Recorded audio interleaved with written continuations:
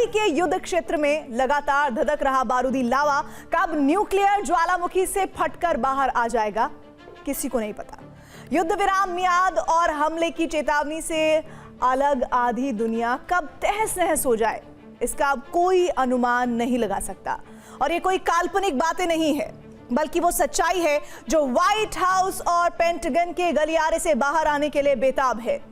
और ये हम नहीं कह रहे, बल्कि खुद अमेरिकी मीडिया कह रहा है। अब आपके जहन में सवाल उठेगा कि आखिर ऐसा क्या हुआ जो अमेरिका के मीडिया ने इतनी विनाशकारी आशंका को जन्म दिया।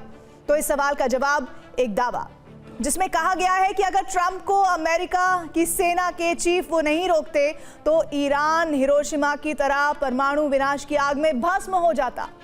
अब ये दावा किसका है और इस दावे पर यकीन क्यों किया जा रहा है, जवाब इस रिपोर्ट में। ईरान की आक्रामकता से ट्रंप की झुंझलाहट बढ़ गई है। ट्रंप न्यूक्लियर हथियारों के इस्तेमाल के बारे में सोच रहे हैं। दावे के अनुसार ईरान को नक्शे से मिटाने की जिद पर अड़े ट्रंप न्यूक्लियर कोड इस्तेमाल करने वाले थे और ट्रंप को न्यूक्लियर कोड का इस्तेमाल करने से अमेरिकी सेना के प्रमुख जनरल डैन कैन ने रोक दिया। व्हाइट हाउस के सिचुएशन रूम में ट्रंप भड़ककर पागलों की तरह चिल्ला रहे हैं। अमेरिका और इजराइल ने हमले किए तो ईरान चुप नहीं बैठा, बल्कि पूरे पश्चिमी एशिया को बारूद से दहला दिया। स्ट्रेट ऑफ हॉर्मुज को बंद कर दिया, दुनिया के 30% तेल की सप्लाई ठप कर दी। और इस जवाबी कार्रवाई की ट्रंप को शायद उम्मीद ही नहीं थी। और जब दुनिया की अर्थव्यवस्था चरमराई तो ट्रंप का गुस्सा 7वें आसमान पर चढ़ गया। ईरान सरेंडर नहीं करेगा, हर हमले का जवाब देगा। युद्ध विराम भी ईरान की शर्तों पर ही होगा और अगर दोबारा हमला हुआ तो नए पत्ते खुलेंगे। और उनका रुख यह है कि खतरे के साए में बातचीत स्वीकार नहीं है। अगर अमेरिका युद्ध शुरू करता है तो फिर ईरान अपने नए पत्ते खोलेगा। दरअसल ईरान के मोर्चे पर 1979 में एक ऐसी घटना हो चुकी है जिसने अमेरिका को घुटनों पर ला दिया है, जिसकी वजह से तत्कालीन अमेरिकी राष्ट्रपति कार्टर का प्रशासन ही कमजोर हुआ था। और इतना ही नहीं, उनका राजनीतिक करियर भी तबाह हो गया। ट्रंप को भी अब यही डर सता रहा है। तब अमेरिकी दूतावास पर कब्जा हुआ था और अब ईरान अरब के बेस हड़प सकता है। तब अमेरिकी राजनयिक बंधक बनाए गए थे, अब ईरान अमेरिकी युद्धपोत तबाह कर सकता है। तब आधा व्हाइट हाउस राष्ट्रपति जिमी कार्टर के खिलाफ हो गया था, अब ट्रंप को भी व्हाइट हाउस में बगावत की आशंका है। 1979 के संकट ने ही जिमी कार्टर को अमेरिका का सबसे कमजोर राष्ट्रपति बनाया और अब ट्रंप भी डर रहे हैं कि वो भविष्य में दूसरे कमजोर राष्ट्रपति के तौर पर पहचाने जाएंगे।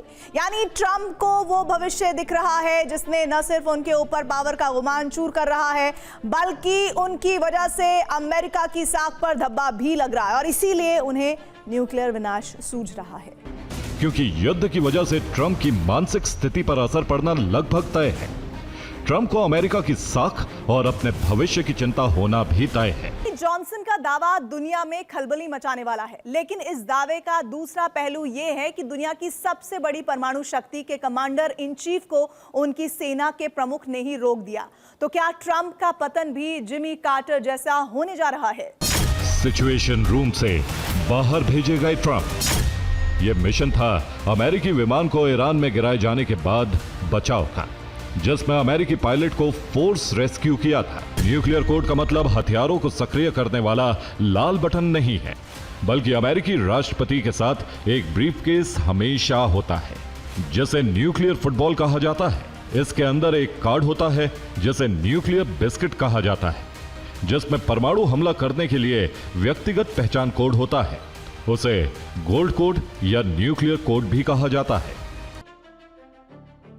दुनिया अब मानने लगी है कि ईरान पर हमला करके ट्रंप खुद फंस गए हैं। अब न सिर्फ ट्रंप की राजनीतिक साख दांव पर है, बल्कि अमेरिका के सुपर पावर होने का गुमान भी संकट में पड़ गया है। इसलिए ट्रंप की आक्रामकता और ईरान पर न्यूक्लियर हमले की तैयारी से जुड़े किसी भी दावे पर आसानी से यकीन किया जा सकता है, वो भी तब जब दावा अमेरिका की खुफिया एजेंसी CIA का कोई पूर्व और वरिष्ठ अधिकारी कर रहा हो।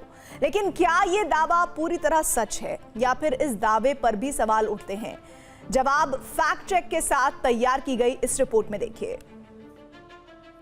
सबसे बड़ा सवाल, ट्रंप एंड वॉर के लिए तैयार और फैक्ट चेक करने की दिशा में पहला सवाल यह था कि क्या शनिवार यानी 18 अप्रैल को व्हाइट हाउस में कोई आपात बैठक हुई थी। शनिवार यानी 18 अप्रैल को व्हाइट हाउस में कोई भी बैठक नहीं हुई, क्योंकि ट्रंप अगर न्यूक्लियर कोड का इस्तेमाल करना चाहते तो जनरल केन उन्हें नहीं रोक पाते।